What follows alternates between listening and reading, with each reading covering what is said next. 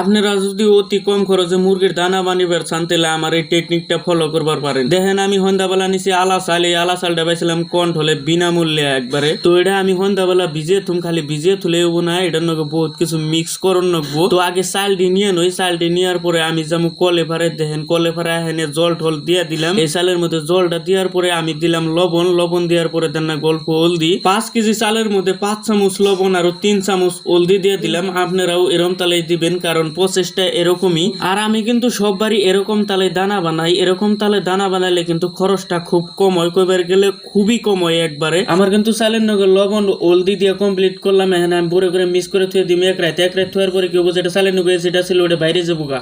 The next day. তো তারপরের দিনকে সকালে কিন্তু আমি এই সেটআপটা বানিয়ে নিছি। আর এই জালের উপরে কিন্তু চালটা ডাইলে দিমু। তো ডাইলে দিছি দেখতেছেন, দেওয়ার পরে কিন্তু যেটা জলা ছিল চালের নগে সেটা পরে যাবেন।